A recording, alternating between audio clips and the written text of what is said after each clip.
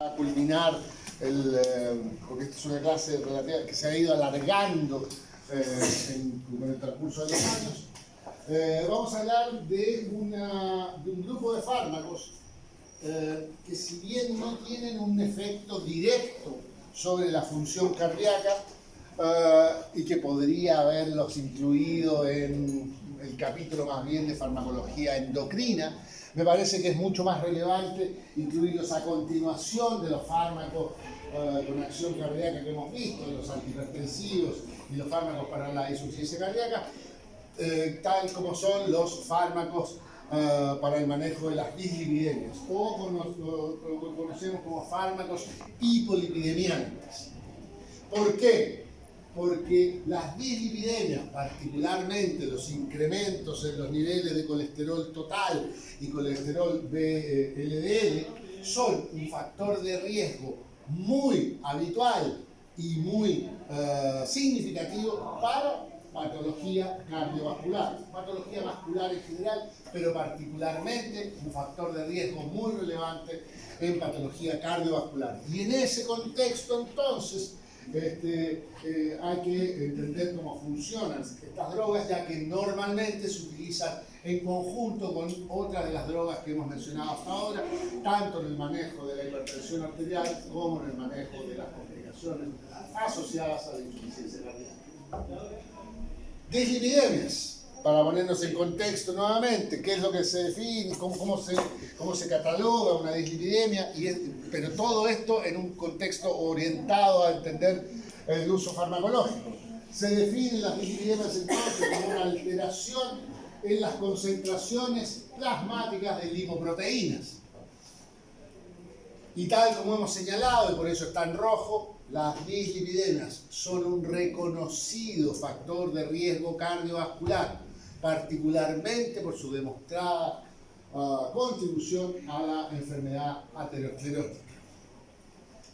Según el fenotipo bioquímico de la lipoproteína alterada, se pueden clasificar en hipercolesterolemia familiar, hipertrigliceridemia familiar, etc.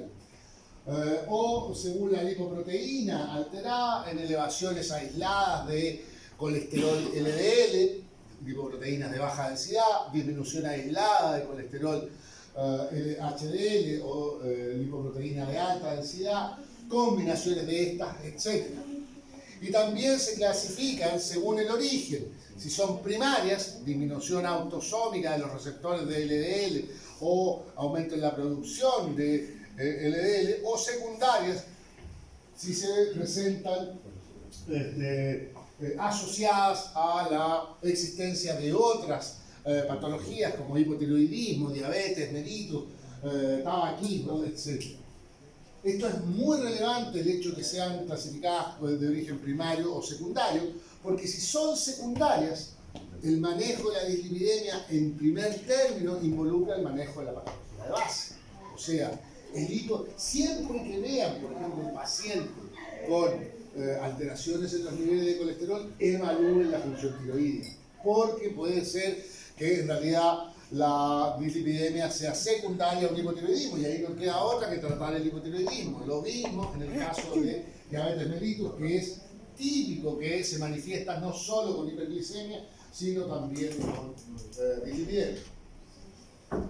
Según la clasificación de Fredrickson, investigador nórdico que hace muchos años hizo un seguimiento epidemiológico de los pacientes, existen diferentes designaciones clínicas de las dislipidemias: hipercolesterolemias familiares, hiperkilomicronemias familiares, hiperlipoproteinemias combinadas, etcétera, etcétera, dependiendo además del tipo de lipoproteína que se ve alterada. En la mayoría de los casos, lo que se observa es una alteración combinada de las distintas lipoproteínas, que aumenta globalmente el riesgo asociado a esta condición. Es decir, normalmente, habitualmente, es difícil, puede darse, pero es difícil tener elevaciones aisladas en algunas lipoproteínas o en algunos otros ácidos grasos, por ejemplo, en el caso de triglicéridos, es raro, pero se da, tener elevaciones aisladas. Y normalmente lo que hay son elevaciones combinadas porque hay un mal manejo metabólico de las grasas que ingresan o las que se producen al interior del organismo.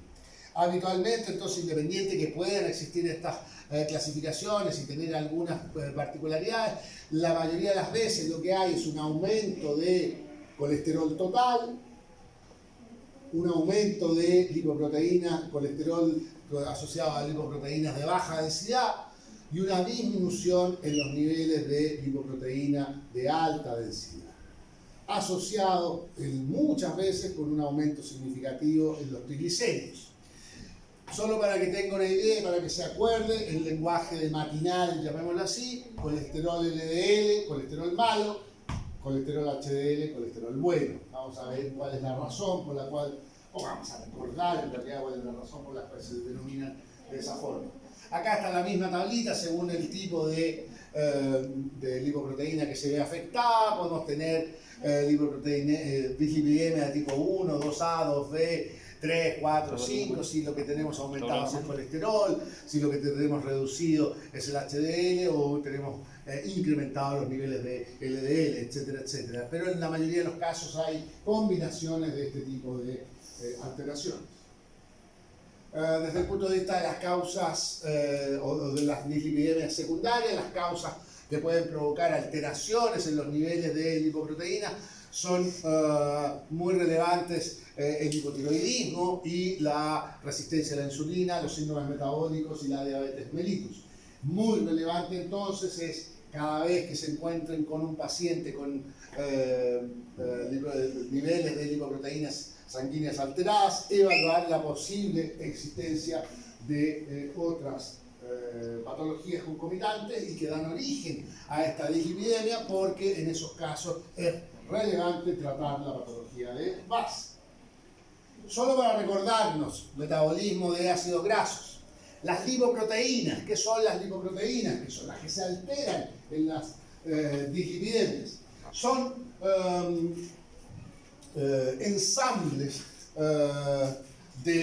tal como su nombre lo indica, de proteínas y lípidos que permiten el transporte de los lípidos que son insolubles, son grasas insolubles en el agua sanguínea. Entonces estos son ensambles que permiten el transporte de estas grasas hacia los distintos órganos y tejidos.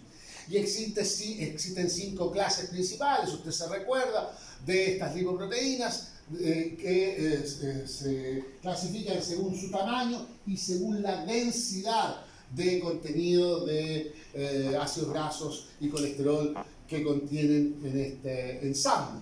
Tenemos los kilomicrones, las VLDL o lipoproteínas de muy baja densidad, las lipoproteínas de densidad intermedia, las lipoproteínas de baja densidad y las lipoproteínas de alta densidad.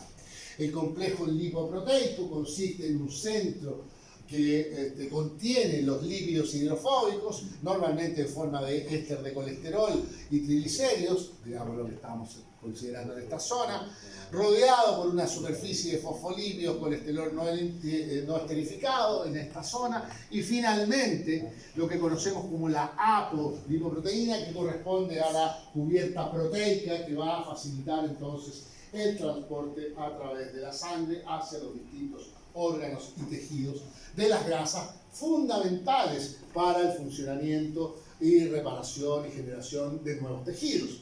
Todas las células requieren buenas cantidades de grasas, de fosfolípidos para, por ejemplo, generar sus membranas, pero no solo eso, sino una serie de otros aspectos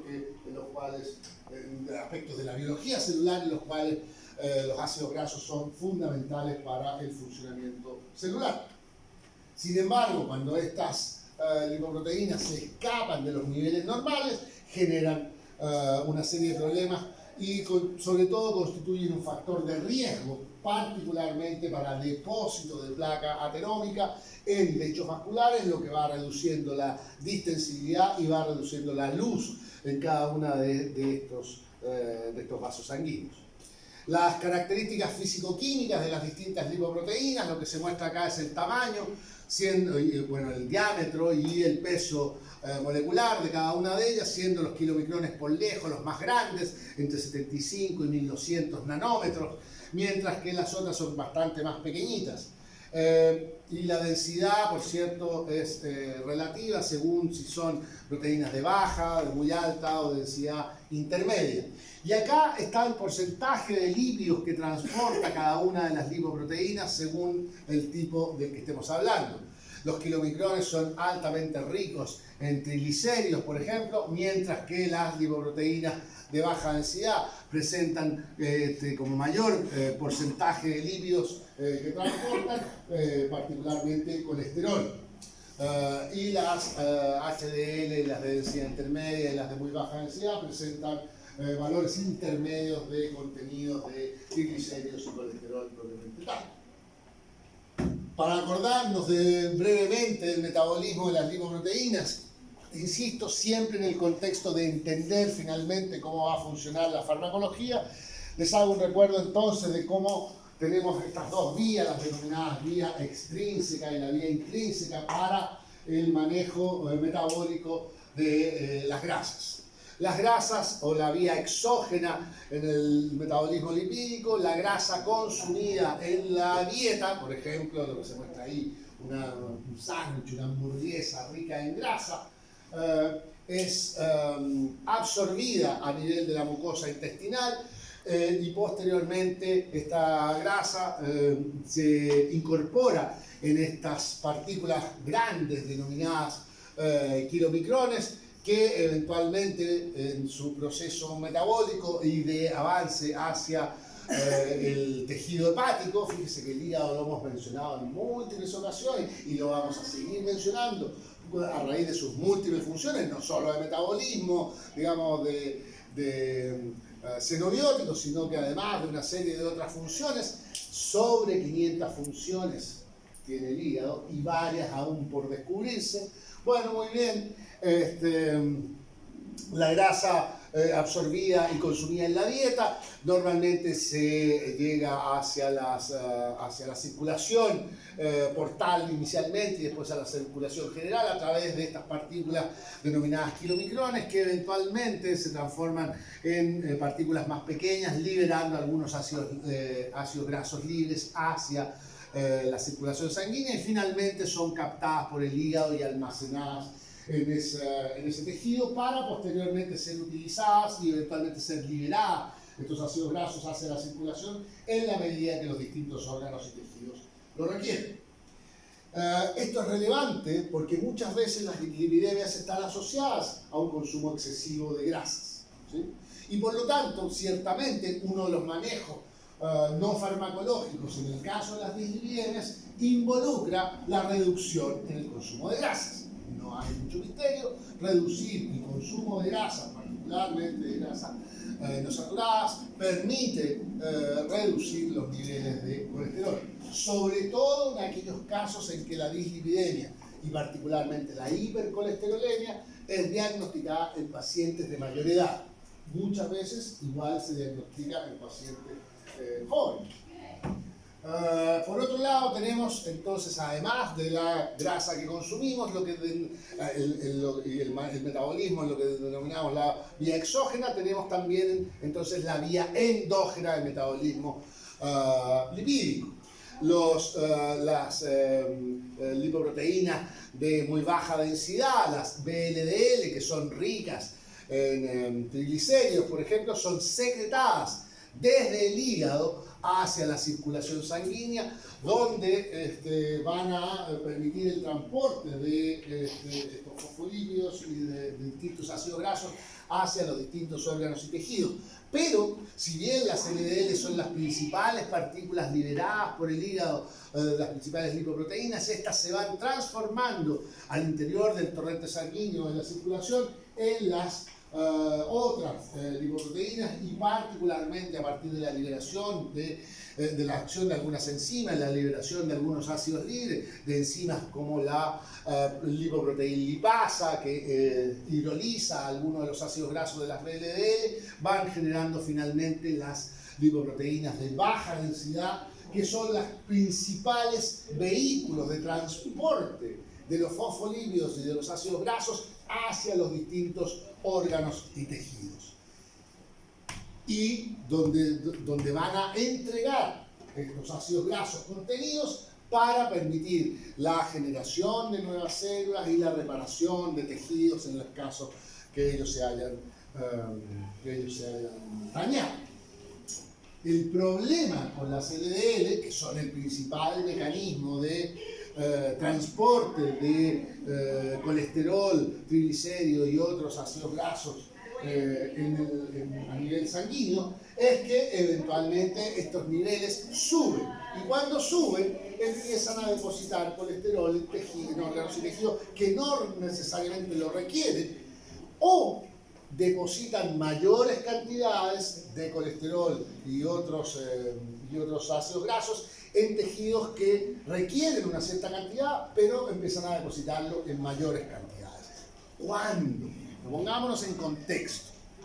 En una situación en la cual se produce una rotura, por ejemplo, de un vaso sanguíneo. Y se producen roturas de vasos sanguíneos permanentemente. ¿Qué pasa cuando se produce una rotura de un vaso sanguíneo?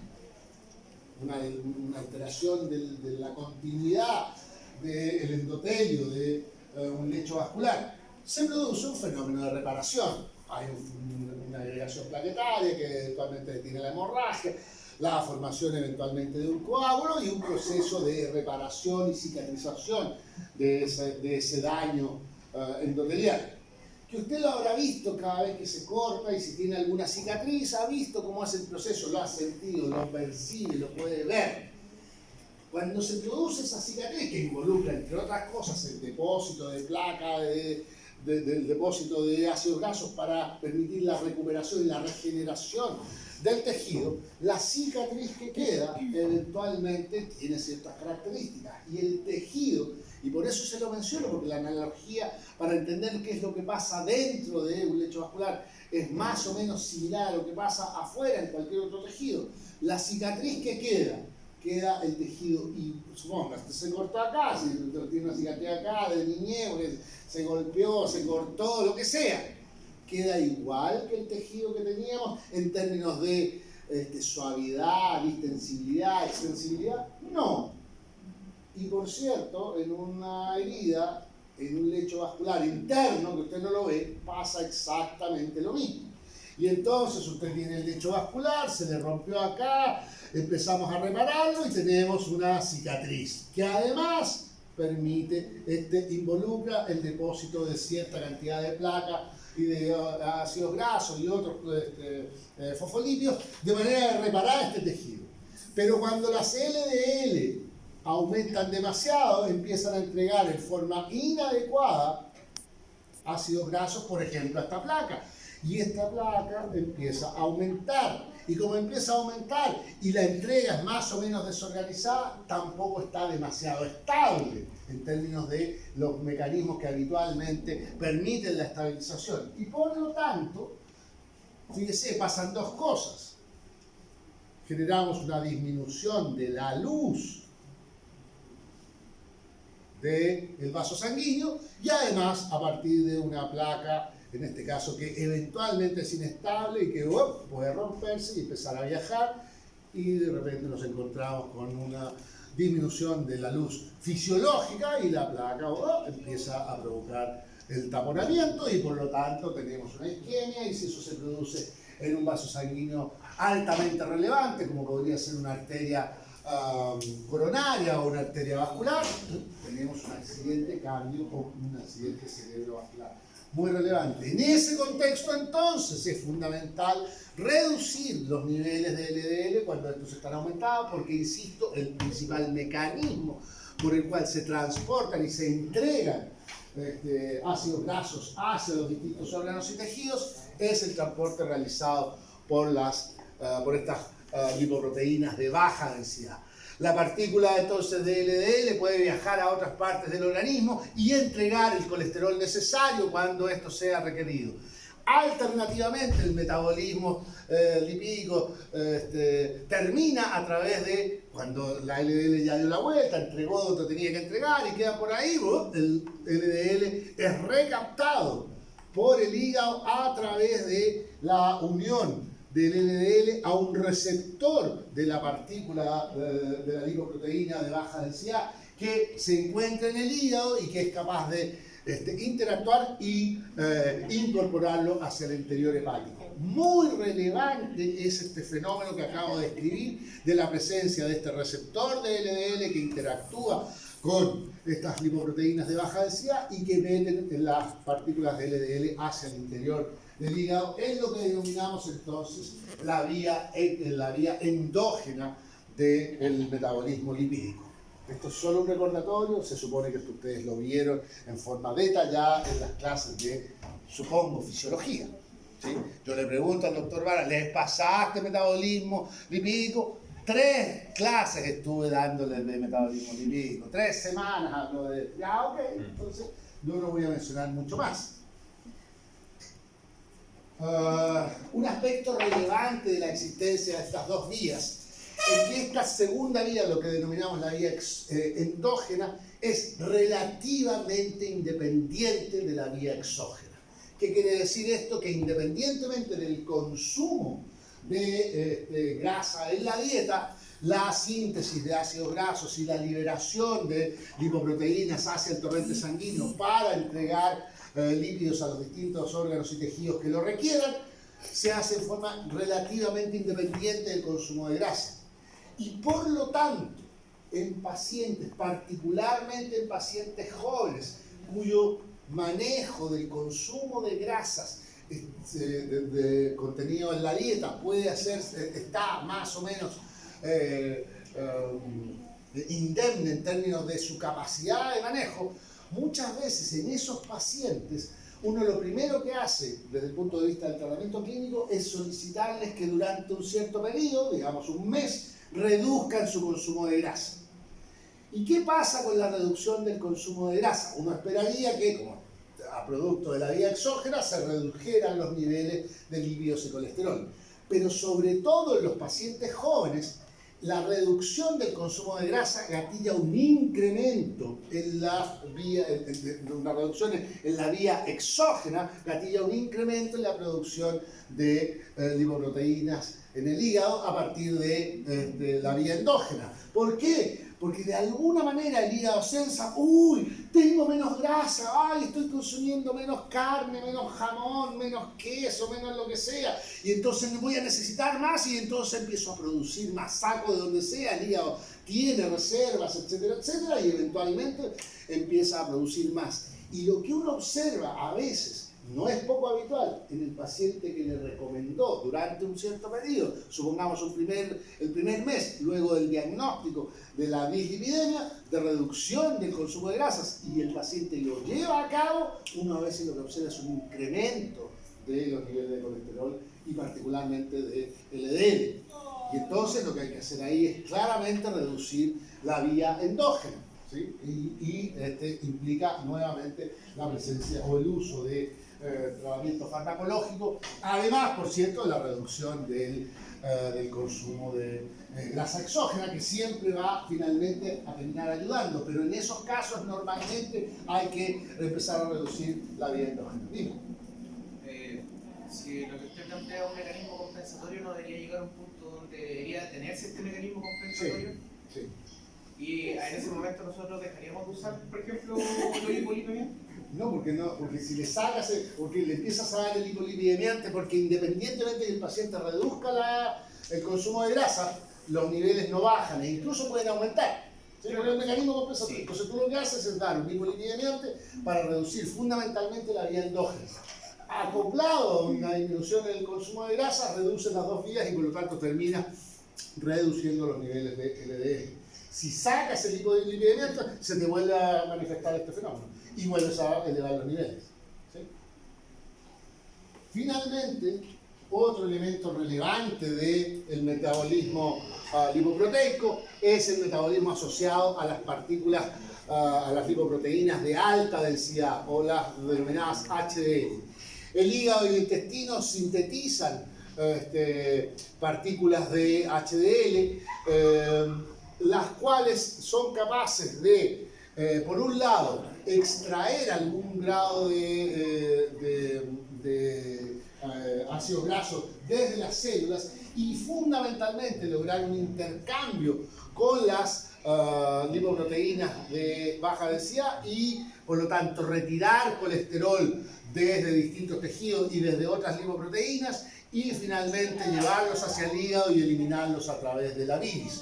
Por lo tanto, el metabolismo lipoproteico que está asociado a las partículas, a las lipoproteínas de alta densidad, tiene como consecuencia una reducción en los niveles de colesterol libre y de colesterol LDL o de colesterol total, digamos, y colesterol LDL en la sangre, dado que la HDL es como el principal barredor, digamos, de colesterol total a nivel sanguíneo y que finalmente se va a eliminar a través de las sales biliares y en ese, de la bilis en realidad.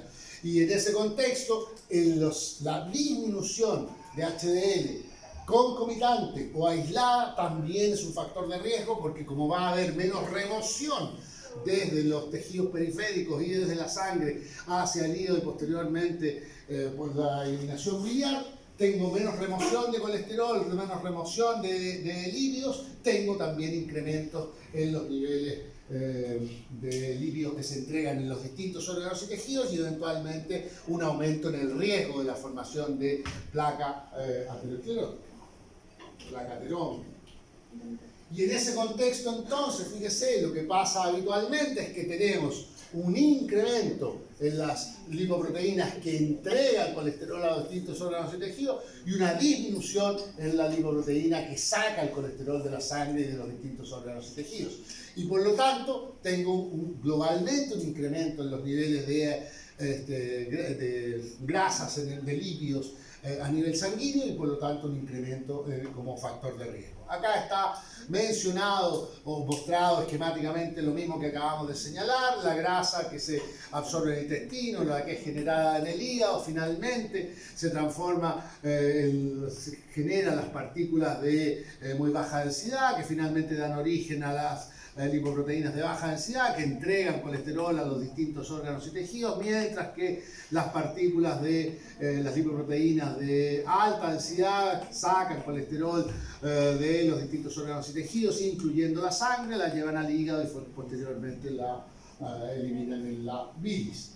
Y el objetivo del tratamiento en un paciente con dislipidemia será en lo posible entonces reducir los niveles de colesterol total, reducir los niveles de LDL, incrementar los niveles de HDL y reducir los niveles de triglicéridos. Todo eso para entrar y entender de alguna manera ahora de forma más fácil el tratamiento, el manejo farmacológico, nos vamos a concentrar en este concierto, de estas condiciones.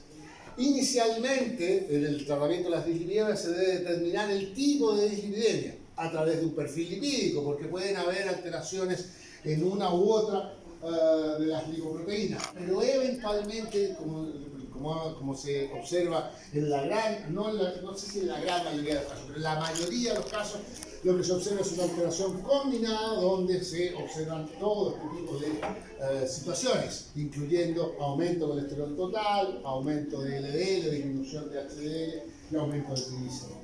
Además, es muy relevante determinar si es de origen primario, secundario o mixto. Virtualmente, todos los casos de dislipidemia requieren de consejería, porque necesariamente implican la modificación de estilos de vida, particularmente cambios en la dieta, tipo y cantidad, la realización de ejercicio físico, pérdida de peso, disminución o cese del consumo de tabaco y alcohol, etc. Se debe considerar la presencia de otras patologías, particularmente, no solo, pero particularmente de aquellas que puedan incrementar el riesgo cardiovascular. Por ejemplo, hipertensión, por ejemplo, diabetes, por ejemplo, insuficiencia cardíaca, por ejemplo, insuficiencia renal, etcétera, etcétera. Y a partir de esto, determinar lo que ustedes conocen bien como riesgo cardiovascular. ¿Y por qué es fundamental determinar el riesgo cardiovascular? Porque de la magnitud del riesgo cardiovascular va a depender la agresividad del tratamiento. ¿Y en qué implica la agresividad del tratamiento? La dosis, el tipo y el uso de uno o más fármacos para reducir los niveles de colesterol. ¿Qué quiere decir esto? Pacientes con valores de colesterol levemente alterados, pero que presenten una serie de otros factores de riesgo que aumenten globalmente el riesgo cardiovascular, pueden tener y van a requerir probablemente una terapia mucho más agresiva que un paciente que tenga niveles bien elevados de colesterol, por ejemplo, pero que no tenga otros factores de riesgo. ¿Qué quiere decir? En un paciente que tenga, no sé, hombre, con diabetes, con hipertensión, fumador, sedentario, mayor de 65 años, con un colesterol, digamos, de 200, le voy a tener que dar una terapia muy agresiva y la meta de los niveles de colesterol a la cual quiero llegar va a ser mucho más exigente que en un paciente, mujer de 40 años, que sea activa físicamente, que no fume, que no tenga hipertensión y que tenga 400 de colesterol. ¿Me explico? ¿Sí? El riesgo cardiovascular es lo que determina la agresividad del tratamiento. Y la agresividad del tratamiento consiste si voy a usar uno o más fármacos y cuáles son las dosis que voy a emplear y cuál es en el fondo la meta en términos de niveles de lípidos plasmáticos que se quiere obtener. Ustedes saben bien cómo se calcula el riesgo cardiovascular y que en definitiva está asociado a la probabilidad de tener un accidente cardio y eventualmente cerebrovascular en un periodo acotado de tiempo, digamos los próximos 5 años. Eso, cómo se calcula el riesgo cardiovascular, varía de país en país, dentro del país varía de periodo en periodo, porque a veces se van descubriendo algunos aspectos, pero si usted analiza, por ejemplo, la guía mensal hoy de hipertensión o de infarto agudo al miocardio, de accidente cerebrovascular, en todas ellas se calcula un cierto riesgo cardiovascular que suele ir desde alto a moderado a leve, y según eso es lo que eso es lo que va a determinar la agresividad del tratamiento. El riesgo cardiovascular absoluto global se define entonces como la probabilidad de un individuo de tener un evento cardiovascular en un periodo de tiempo determinado, pero insisto, aquí el riesgo no solo necesariamente es cardiovascular, sino puede tener otras alteraciones vasculares, particularmente cerebrovasculares, por ejemplo, en los próximos 5 o 10 años.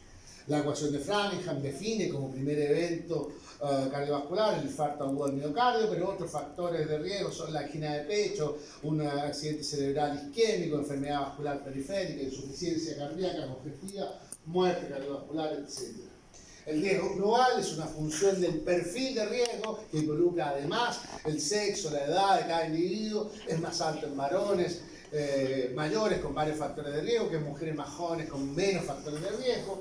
El riesgo global de desarrollar enfermedad cardiovascular está determinado por el efecto combinado de los factores de riesgo cardiovascular que habitualmente coexisten. Y usted sabe que coexisten porque sus pacientes tienen todo. Dislipidemia, hipertensión, diabetes, sedentarios, fumadores, bueno para comer asado. Y habitualmente coexisten y actúan en forma multiplicativa. Un individuo, y esto es lo que yo les señalaba, con una elevación en múltiples factores de riesgo, apenas sobre lo considerado normal, puede tener un riesgo cardiovascular global superior a otro con una elevación considerable en un solo factor de riesgo, y eso implica que en este individuo que está más o menos en todo, la terapia va a ser más agresiva. Y la meta, por lo tanto, va a ser mayor. Ahí hay algunos ejemplos de grupos de muy alto o factores que dan cuenta de un riesgo cardiovascular muy alto o grave o severo, como quieran llamarlo, antecedentes personales, presencia de un infarto agudo al miocardio, cifras de presión arterial elevadas en forma permanente sobre 160 o 170 y 100 o 105 si es sistólica o diastólica, milímetros de mercurio, según si es sistólica o diastólica, respectivamente, personas con enfermedad lipídica genética, sin antecedentes de enfermedad cardiovascular, colesterol total mayor de 280, LDL mayor de 190, personas con diabetes, nefropatía diabética, u otras enfermedades renales, etc. Y ahí después tenemos las características de cada uno. El punto, insisto, y esto es bien relevante porque esto nos permite entender por qué administramos uno o más fármacos, por qué administramos una u otra dosis, es que el objetivo es distinto según el riesgo cardiovascular. Fíjese, en un paciente con riesgo bajo, es decir, menos del 5% de probabilidad de tener un accidente cardiovascular en los próximos 5 años, la meta en términos de colesterol, HDL, de colesterol LDL, perdón, es menor a 160 miligramos por decilitro. Pero si el riesgo es moderado, la meta en términos de colesterol, LDL, es menor a 130 miligramos por decilitro. ¿Qué implica? Que en este paciente, que ojo, puede tener la misma edad, pero el riesgo es mayor, en este caso, bueno, la dosis del ingrediente va a ser mayor, ¿sí? Y en un paciente con un riesgo alto, es decir, que tiene entre un 10 y un 19% de tener un accidente cardiovascular en los próximos 5 años, la meta es bajar a menos de 100 miligramos por decilitro. Y si el riesgo es muy alto, la meta es mantener colesterol en niveles entre 70 y 100 miligramos por decilitro. Y yo he estado en algunos congresos donde los cardiólogos hablan que hay factores de riesgo tales que no importa, hay que bajar el colesterol todo lo que se pueda. Y si llegamos a 50, no iremos a tener problemas en la regeneración de células. No, y los cardiólogos dicen, no, baje nomás y aumente los niveles de drogas y dé más dosis para que baje más el colesterol, porque el colesterol es un factor de riesgo primordial. Ojalá logre bajar además la presión arterial y la hemoglobina glicosilasa, que son diabéticos, pero el colesterol, bájelo todo lo que pueda. A 50 miligramos por decilitro, a 45 miligramos por decilitro. Y uno empieza a decir, pero estamos, o sea, esos niveles pueden ser incluso patológicos. No, bájelo. Va a depender de la meta y por lo tanto eso determina la agresividad de este tratamiento. Ok, ya profesor, ¿hasta cuándo nos da la lata con la... ¿A qué hora termina esto? 4:40. No, voy, pero vamos bien. ¿Hasta cuándo nos da la lata con los factores iniciales? Metámonos al tratamiento. Tratamiento farmacológico. Por cierto que el tratamiento farmacológico depende de la lipoproteína alterada y del tipo de lípido que queramos bajar. Si fundamentalmente es el colesterol total, o si la elevación es fundamentalmente en los triglicéridos, o si es en LDL, o si el problema es más bien en la disminución de HDL.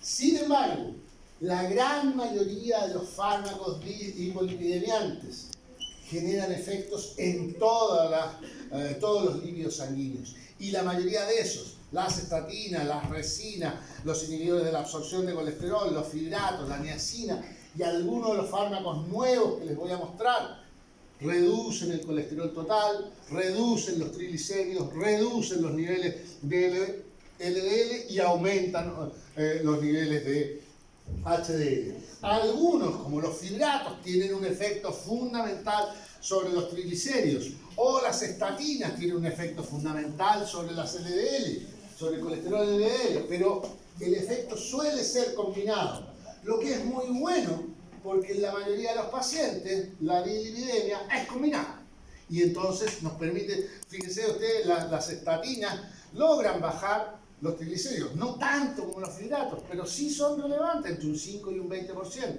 Y los fibratos logran, además de la disminución fundamental de los triglicéridos, también elevar las HDL. Entonces, el efecto es relativamente combinado y eventualmente entonces le permite lograr la meta terapéutica según la utilización de cada una de ellas o eventualmente sus combinaciones. Dependiendo de la meta, entonces, se pueden utilizar monoterapias o terapias combinadas. Acá les dejo una tablita que después la pueden revisar simplemente con los distintos tipos de fármacos que acabamos de señalar, con la dosis recomendada y los efectos secundarios y las precauciones y contraindicaciones que hay que considerar. Voy a analizar algunos de los aspectos más relevantes en el análisis de cada uno de estos grupos. Primer grupo de fármacos para el manejo de las dislipidemias, de primerísima elección, de máxima utilidad, en términos generales, de rango terapéutico amplio, bien toleradas, las estatinas. Primera elección en el manejo de dislipidemias, las de mayor eficacia, las de mayor uso. Sin embargo, hace relativamente poco me tocó estar en algún congreso en Europa y, como yo soy de los que me voy a las charlas que no necesariamente son las que me interesan, me fui a meter a las charlas de cardiovascular.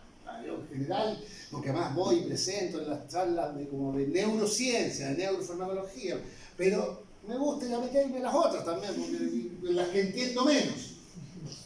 Y voy a las charlas de cardiovascular y me meto a las charlas de los médicos, porque además yo voy a los congresos, suelen ser como bien básicos, así, de mecanismos moleculares, pero siempre hay alguna cosa que es un poco más clínica, y me fui a las clínicas. Y noté, y después lo corroboré en otros ámbitos, que en Europa, no sé bien qué es lo que pasa en Estados Unidos, pero en Europa hay como una percepción, a lo mejor ustedes pueden darme algún dato al respecto, hay una percepción de que como que las estatinas, tienen muchos efectos, son tóxicas. Es verdad, como son todos los fármacos. O sea, acabamos de ver la digoxina, que se pasa un poquito y el paciente se le muere. No es que le generó un poco de dolor o le generó alguna insuficiencia en algún órgano, no se muere el paciente. Pero la percepción era como decir, que están llenas de efectos secundarios, que es necesario desarrollar nuevos fármacos. Sí, es necesario desarrollar nuevos fármacos, pero los nuevos fármacos claramente no van a estar exentos de efectos secundarios. Pero como que hay una percepción, y como las percepciones se transmiten, no es raro que a lo mejor ustedes ya hayan empezado, porque estas cosas, yo fui a un congreso y mucha gente, y la transmisión de información es rápida, como que empiece a haber una especie de temor respecto del uso de estatinas. Que lo que yo les puedo señalar hoy es que claramente las estatinas tienen efectos secundarios. Y los efectos secundarios son relevantes, pero el beneficio que generan es el que hay que poner en la balanza a la hora de considerar el uso o la discontinuación de este tipo de fármacos. Dicho eso, vamos a hablar de las estatinas. Son los fármacos más ampliamente utilizados en el tratamiento de las dislipidemias. En Chile y en el mundo existen actualmente 6 de estos fármacos: lovastatina, simvastatina, pravastatina, fluvastatina, atorvastatina, rosuvastatina. ¿Cuál va a utilizar? Da más o menos lo mismo, ¿sí? Y hay gente que dice, me dieron rosuvastatina. Ayer me pasó, estaba conversando con alguien y me dice, me dieron rosuvastatina porque es mucho más potente. ¿Se acuerda usted de mis clases de farmacología general cuando hablábamos de la potencia y de la relevancia de la potencia y la relevancia de la eficacia clínica? Aquí está, más potente, sí, claro, necesita menos dosis para provocar el mismo efecto, pero con atorvastatina usted logra la misma meta y con lovastatina logra la misma meta. Lo que pasa es que rosuvastatina es más nueva.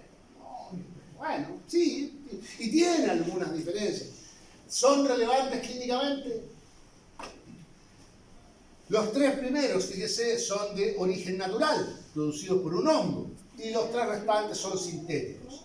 Interesantemente, lovastatina y simvastatina son prodrogas, es decir, requieren metabolizarse a nivel hepático y ahí generan el metabolito activo propiamente tal. Muy importante, además de los efectos hipolipidemiantes, de reducción en los niveles de colesterol perdón, sí. Sí, profe, sabe que discrepo con usted. Dígame, discrepe, por favor. Yo creo que sí hay que elegir una por sobre otra, en cuanto a qué tan disponibles están. No, Si totalmente. finalmente yo le doy algo y de repente va a ir a la farmacia, no, sabe que esa no la tenemos, o es más cara, o qué sé yo. Absolutamente de acuerdo. Es más, no discrepamos en nada. Ay. Estamos totalmente de acuerdo. Ciertamente hay que elegir alguna. En función justamente de la disponibilidad y ojo, hoy todavía el precio es un factor relevante. Ha ido bajando, pero si uno compra las de marca, Lipitor o Megacor, que son los originales de atorvastatina y de lovastatina, siguen siendo significativamente más caras que las genéricas o que las biológicas. Entonces, claramente, no, totalmente de acuerdo, la disponibilidad es un aspecto muy, muy relevante. Me he topado con harta gente que de repente va a la farmacia y dice, oh no, es que me quedé sin medicamento y no lo pude comprar porque no ha llegado todavía.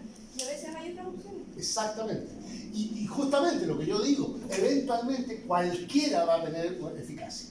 Entonces, en realidad puedes elegir cualquiera. Más allá de que uno determine cuál es la que está más disponible, cuál es la que es más adecuada en términos de la situación socioeconómica del paciente, etcétera, etcétera. Esos son los aspectos. Muy importante, muy, muy importante. Además de los efectos hipolipidemiantes, acá nos alcanza a ver, yo creo que... Pero las estatinas tienen una serie de otros efectos que son particularmente relevantes en el manejo de las condiciones de los pacientes. Por ejemplo, son estabilizadores de placa. No solo reducen colesterol, sino que además estabilizan placa. Por ejemplo, promueven vasodilatación, porque promueven la síntesis de óxido nítrico a nivel endógeno. Por ejemplo, y esto yo creo que es de lo más relevante y que va a permitir la supervivencia en el largo plazo de las estatinas, que ya aquí hay una opinión personal, son fármacos espectaculares desde el punto de vista de su acción terapéutica, y con el beneficio que generan de reducción muy significativa de factores de riesgo cardiovascular, tienen un efecto antiinflamatorio, muy claramente demostrado. Y usted ha visto, lo hemos visto a través del curso, y usted lo ha visto en su clase de fisiopatología, en su clase de fisiología, en clase de medicina, la cantidad de condiciones patológicas que cursan con inflamación. Y en este mismo congreso que yo les menciono, hipertensión, inflamación. Parkinson, inflamación. Asma bronquial, inflamación. Diabetes, inflamación. O sea, la inflamación es uno de los factores fisiopatológicos más relevantes. Y la actividad... ¿Y cómo paramos la inflamación? Farmacológicamente, con antiinflamatorios. Y ahí tenemos los esteroidales, son bien tóxicos, y los no esteroidales, que también son bien tóxicos y en términos de inflamaciones complejas son menos efectivos. Entonces, contar con otro grupo de fármacos antiinflamatorios con un mecanismo distinto de acción es muy relevante. No, acuérdense de mí, las estatinas van a empezar a usarse ampliamente como antiinflamatorios. No todavía, pero están en curso los ensayos clínicos. ¿Qué implica eso? La utilización y la aprobación de nuevas indicaciones para las estatinas, particularmente en su utilización como antiinflamatorios, enfermedades autoinmunes u otras. La actividad antiinflamatoria es totalmente relevante, totalmente demostrada, y ahora lo que se está haciendo y llevando a cabo son los ensayos clínicos para ver en cuáles condiciones pueden ser más útiles o no. Pero existen estos otros entonces efectos de las estatinas independientes o adicionales a sus efectos hipolipidemiantes. Denominamos efectos pleiotrópicos. Mecanismo de acción de las estatinas. Las estatinas presentan como mecanismo de acción la capacidad de inhibir una enzima clave en la síntesis de colesterol. Inhiben, de hecho, la enzima limitante. ¿Se acuerdan de su clase de bioquímica básica? La etapa limitante, la que demoraba más, la que requería más tiempo y más energía desde el punto de vista termodinámico. Mecanismo de acción se basa entonces en la inhibición de la enzima limitante en la síntesis de colesterol. ¿Y qué es lo que inhiben? Inhiben esta enzima denominada beta-hidroximetilglutaril coenzimo A reductasa.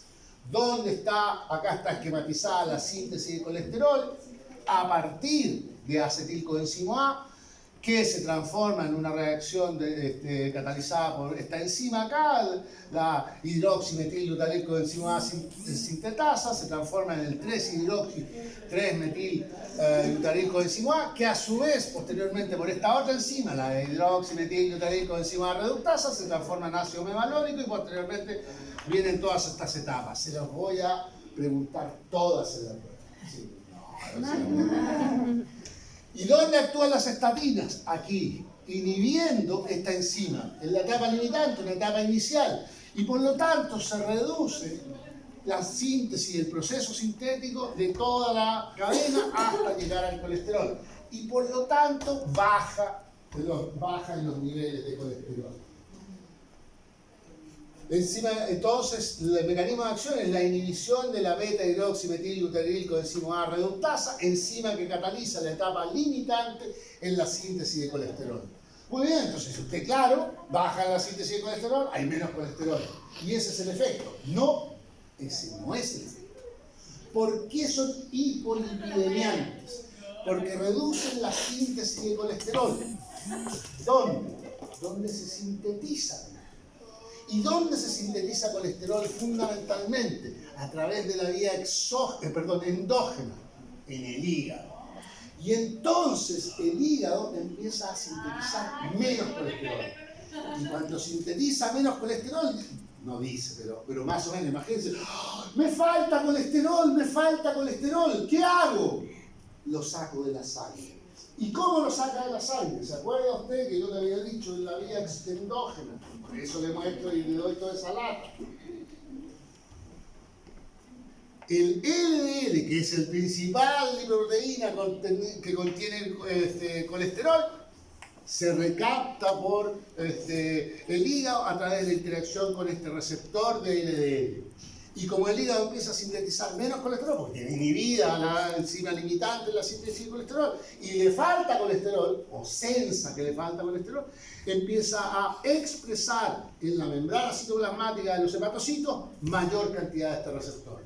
Y como se expresa mayor cantidad de este receptor, ¡oh!, el LDL se empieza a meter hacia dentro del hígado y eventualmente ahí se transforma nuevamente en LDL o eventualmente intercambia con HDL y finalmente se elimina en la bilis. Pero reduce finalmente los niveles de lipoproteína de baja densidad en la sangre porque se expresa más el receptor de LDL hepático y eso capta más colesterol LDL hacia el hígado, producto de la inhibición de la síntesis en los hepatocitos, fundamentalmente, no solo en los hepatocitos, pero fundamentalmente en los hepatocitos.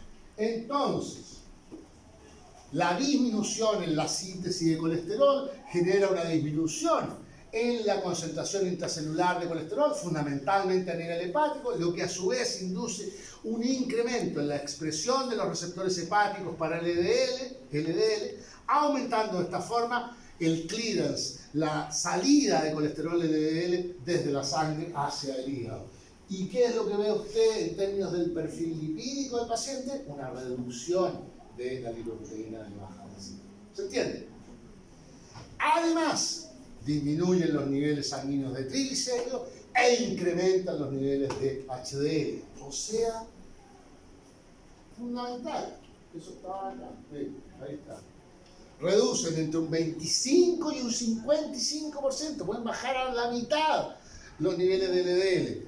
Reducen los triglicéridos, reducen el colesterol total e incrementan marginal, pero significativamente, el colesterol HDL.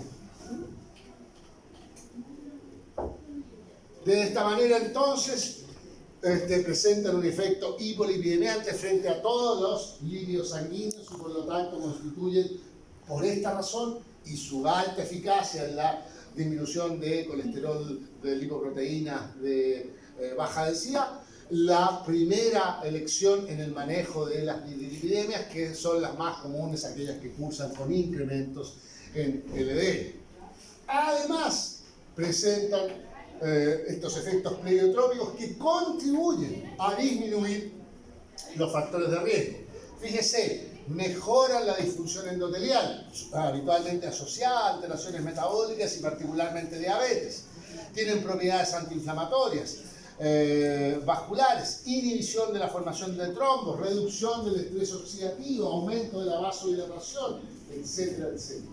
Aquí hay una tablita con los efectos pleiotrópicos de las estatinas, aumentan la síntesis de óxido nítrico, inhiben la liberación de radicales libres, reducen la síntesis de endotelina, inhiben la oxidación de colesterol, regulan el alza de células madre endoteliales y todo esto facilita o tiene como consecuencia una mejoría en la disfunción endotelial. Pero además reducen la respuesta inflamatoria por mecanismos distintos del que hacen los corticoides o los antiinflamatorios no esteroidales, reducen la acumulación de colesterol en los macrófagos y esto permite y reducen la producción de metaloproteinasa, lo que estabiliza las placas ateroscleróticas, razón por la cual se utilizan en forma aguda en el tratamiento del síndrome coronario agudo. Lo vamos a ver en el taller de un par de semanas más. Inhiben la adherencia y la agregación plaquetaria, reduce la concentración de fibrinógeno, reduce la viscosidad sanguínea, por lo tanto también reduce la respuesta trombógena, o sea, puros efectos beneficiosos desde el punto de vista del riesgo cardiovascular. Por cierto que si el paciente tiene alguna alteración de la coagulación, la reducción de la respuesta trombógena va a ser un efecto secundario adverso. Pero en términos generales, cuando estoy administrándole a un paciente una estatina porque está en alto riesgo cardiovascular, todos estos factores o todas estas consecuencias son beneficiosas para reducir el riesgo cardiovascular. ¿Se entiende? De manera que yo le insisto, porque le va a llegar, por lo que yo vi, le va a llegar la moda o la tendencia que, las estatinas que son tan malas, las estatinas que son tan tóxicas. Inevitable, indudablemente, como cualquier fármaco, presentan efectos secundarios, reacciones adversas. Hay que tener ojo, algunas pueden ser graves, pero son particularmente relevantes para la reducción del riesgo cardiovascular, siendo las elevaciones de colesterol uno de los principales factores de riesgo cardiovascular y siendo el riesgo cardiovascular la principal causa de mortalidad. Entonces hay que sopesar. Insisto, hay efectos secundarios como en todos los fármacos y en algunos casos habrá que utilizar, bajar las dosis, etc. Todas las estatinas reducen colesterol LDL en no menos del 20 a 35%. 20 o 35% es mucho. Cuando uno tiene niveles elevados, bajar un 30 a 35% puede ser muy relevante. E incluso pueden llegar hasta el 60% según la dosis, ya que el efecto, como era de esperar, es dependiente de la dosis. Y a veces tanto mayor cuanto más alto es el nivel basal de colesterol. Es decir, las estatinas además son muy eficaces, particularmente en aquellos pacientes que tienen muy elevados los niveles de colesterol. La reducción es clínicamente importante porque consigue disminuir, y aquí está lo relevante, disminuir la mortalidad asociada a enfermedad coronaria entre un 30 y un 35%. Se reduce muy significativamente el riesgo cardiovascular. La potencia de esas estatinas es diferente, claro. Hay unas que son más potentes y otras que son menos potentes. Unas necesitan administrar más dosis, otras menos dosis. Pero eso es la potencia, la eficacia clínica es lo que nos importa. Y aquí están los detalles. Conseguir un descenso significativo de colesterol LDL bastan 5 miligramos de atorvastatina o simvastatina, 10 a 20 miligramos de pravastatina o lovastatina y 20 a 40 de fluvastatina. Si se debe obtener un descenso del 35% o más, se necesitan 10 a 20 miligramos de atorvastatina, 20 a 40 de simvastatina, etc. ¿Y cuándo usted podría querer, yo quiero bajar el 35%? Cuando la meta es más grande, cuando el riesgo cardiovascular es mayor. Y por lo tanto, cuando el riesgo cardiovascular es mayor, la terapia es más agresiva y tengo que administrar una dosis mayor. Con dosis de 40 a 80 miligramos de atorvastatina se pueden conseguir descensos de hasta el 60%. ¿Cuándo quiero bajar el 60% del colesterol? Estamos hablando de si tengo 200, lo voy a llevar a más o menos 80, 85 miligramos por decilitro. Bueno, con entre 40 y 80 miligramos de atorvastatina porque el riesgo cardiovascular es alto. En cualquier caso, en la práctica, puede resultar difícil elegir una de ellas. Y no son pocos quienes piensan que el factor más decisivo debe ser el precio o la disponibilidad. ¿Sí? Y entonces es relevante elegir alguno. Si usted me pregunta a mí, yo, en términos del conocimiento que existe, el uso, la experiencia clínica, lovastatina y atorvastatina son las más antiguas, son las que se tiene más evidencia, pero las demás funcionan igualmente bien y no parece haber grandes diferencias relevantes en términos ni de eficacia ni de seguridad de efectos secundarios. Cualquiera podría ser adecuado. Y aquí les dejo nuevamente las dosis para dosis en miligramos y los niveles de reducción. Fíjese que de atorvastatina, y bueno, y con todas, pero miren el rango de dosis que se puede emplear. Por eso cuando yo les digo al principio del año, cuando les pregunten ¿cuál es la dosis de atorvastatina que usted debe administrar? Y que la respuesta correcta es depende de las condiciones del paciente. Bueno, es tal cual. Usted puede administrar 10 miligramos o puede administrar 8 veces más. 8 veces más. ¿Sí? 80 miligramos. ¿Y de qué va a depender? Si yo quiero lograr una meta del 30 al 35% o quiero lograr una meta sobre el 50% de reducción. ¿Y de qué va a depender esto? Del riesgo cardiovascular del paciente. Ojo. Otro aspecto, ya lo he mencionado, pero lo voy a repetir, esto es farmacología, no es magia. Si el paciente no empieza a hacer ejercicio, no reduce el consumo de alcohol, no baja de peso, no reduce el consumo de grasa, no se trata la hipertensión, o sea, es farmacología, no es magia, ¿no? Y ahí están los valores para las reducciones y las dosis de los distintos. Propiedades farmacocinéticas. En general, la mayoría se metaboliza hepáticamente. Acá están las vidas medias. A mí me parece, por ejemplo, el caso de la atorvastatina, que es la más antigua, la que se conoce más, una vida media larga. Permite la utilización de una sola dosis diaria al paciente, porque el tratamiento es crónico, en la mayoría de los casos. No se complica la vida, etcétera, etcétera. Bueno, pero se puede usar cualquiera de las otras. El hecho de que tengan mecanismos de metabolismo hepático mayores o menores y según el tipo de citocromo puede ser relevante considerando los otros tipos de fármacos que normalmente emplean estos pacientes. Muy relevante es la unión a proteínas. En la mayoría de los casos la unión a proteína es muy alta. Y si usted piensa que el tratamiento con hipolipidemiantes es normalmente crónico, y además el paciente suele presentar hipertensión y además diabetes, y por lo tanto vamos a tratarlo con antihipertensivos y a veces con más de un antihipertensivo y con hipoglicemiante y a veces con más de un hipoglicemiante y eventualmente con estatina y algún otro hipolipidemiante o algo que le baje los triglicéridos porque también tiene muy elevado. Entonces ya tenemos 6 fármacos. La mayoría de los antihipertensivos, la mayoría de los hipolipidemiantes, la mayoría de los hipoglicemiantes, todos tienen altas uniones a proteína y por lo tanto empiezan a aparecer. Y la gente se los dice, ustedes lo ven, no, yo no les estoy inventando. Ay, me dieron no sé qué cosa y me vino fatiga, me vino náusea, me vino palpitaciones. Y uno empieza a mirar y es todo efecto farmacológico. Y lo único que hay que hacer, no es lo único, pero lo que hay que hacer es ajustar las dosis. Pero hay que hacerlo. No es decir, el paciente está inventando, me da lo mismo. ¿Qué es lo que pasa? Y eso pasa. Y la gente va y dice, ¡ay, pero si me hace tan mal! Empecé con la metformina y me empezaron las molestias. Y entonces empecé y andaba fatigada y mareada y fíjese, nauseosa y todo. Y uno dice, ¿cómo si? Está bien. Pero es cuestión de ajustarle la dosis, ¿sí? Y estarlo midiendo. Y ajustar la dosis puede llevar meses. Y yo los entiendo cuando te dicen, porque los pacientes van y le cuentan unos síntomas raros, y dicen, porque sentía agua por todo el cerebro. Y uno dice, ¿quién está viendo? Y después le cuentan la historia de dónde vive, y usted necesita atender más pacientes, y usted quiere sacarlo rápido. Pero no hay vuelta, es el ajuste de dosis. Porque eso implica finalmente que va a ir menos veces a verlo, se va a sentir mejor y no va a tener que usar ni tanto fármaco ni ir tantas veces al hospital. Gástese ese tiempo, el tiempo que usted se gaste en ajustar las dosis, es tiempo que ahorra después.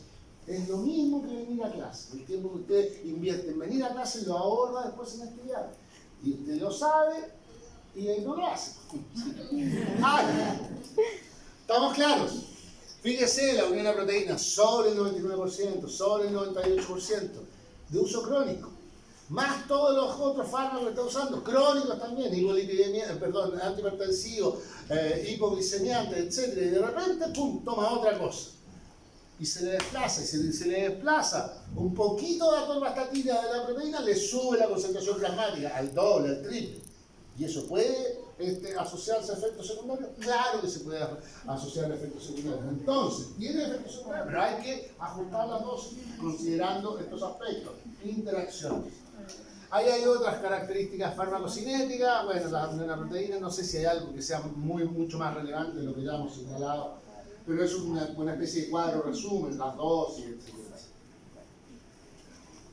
Creo que ya voy a terminar con esto, porque esto termina, voy a terminar con las estatinas. Muy bien.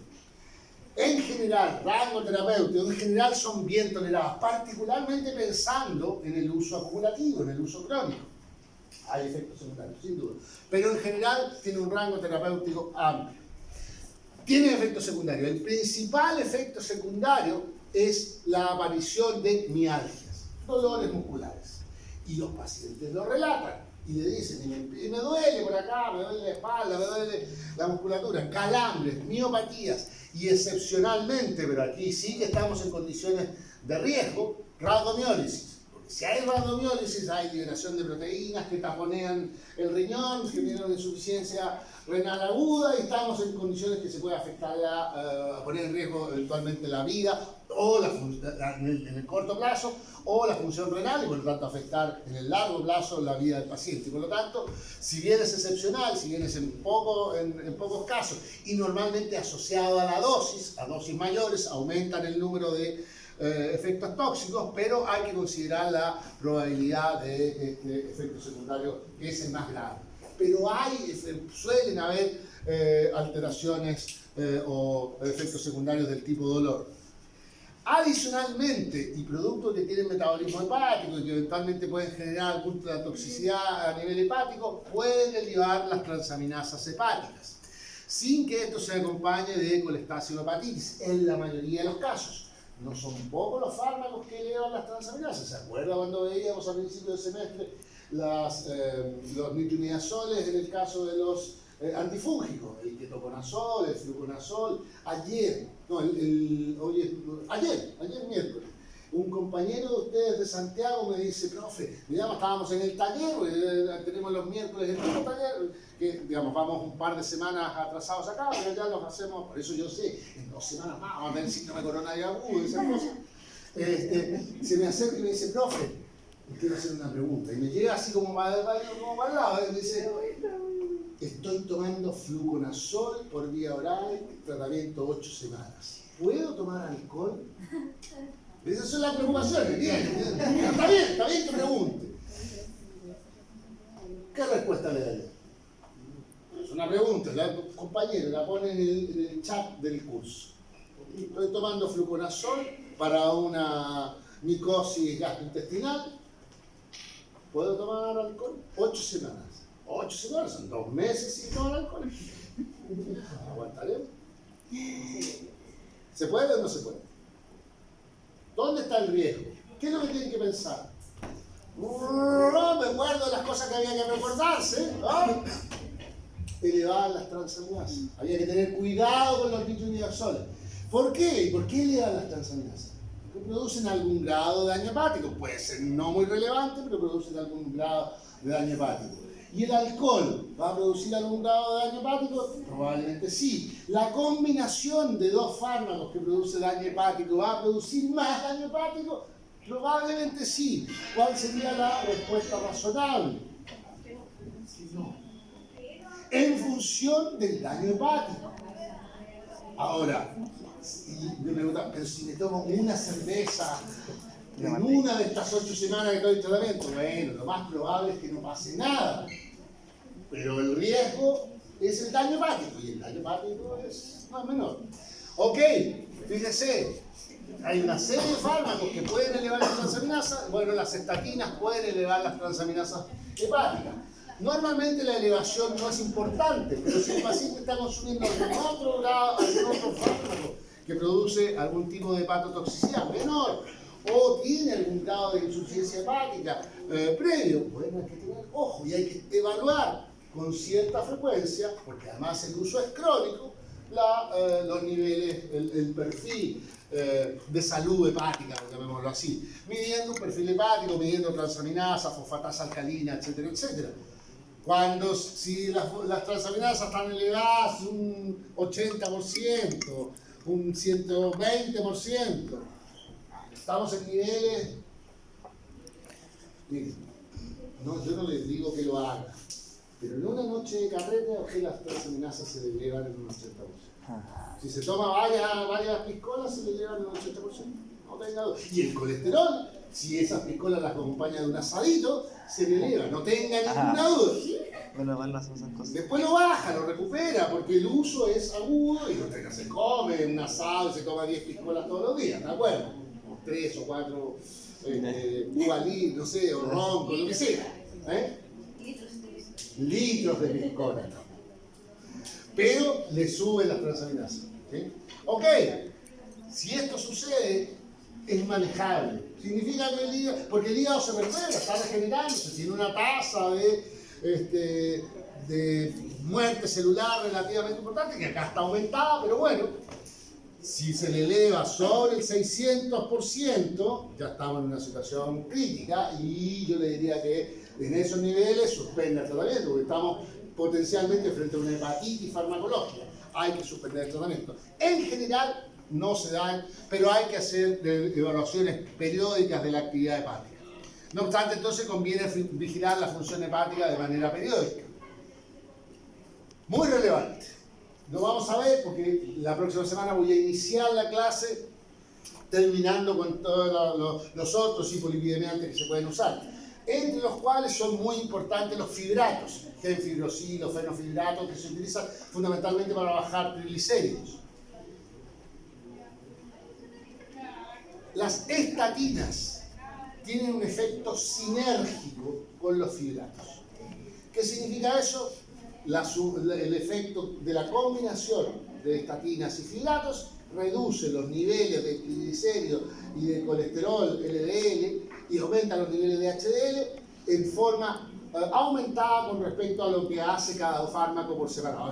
Es más que la sumatoria aritmética de cada efecto. Lo que hemos hablado del efecto sinérgico, pero también hay un efecto sinérgico respecto de los efectos secundarios. Y entonces se incrementa en forma bastante importante, casi al doble. No es mucho la miopatía. Entre 1 y 2% de los pacientes presentan algún grado de mialgia, miopatía. 1 o 2% no es menor, pero tampoco es desechable. Y se incrementa entre el 2 al 5, entre el 4 al 5% cuando se combinan con fibratos. Entonces, ¿qué es lo que va a pasar? Y ahí está el criterio clínico. Y yo lo he visto, por ejemplo, en mis estudiantes de la USACH, que se dividen en el Barros Luco y en el San José, dos hospitales de Santiago.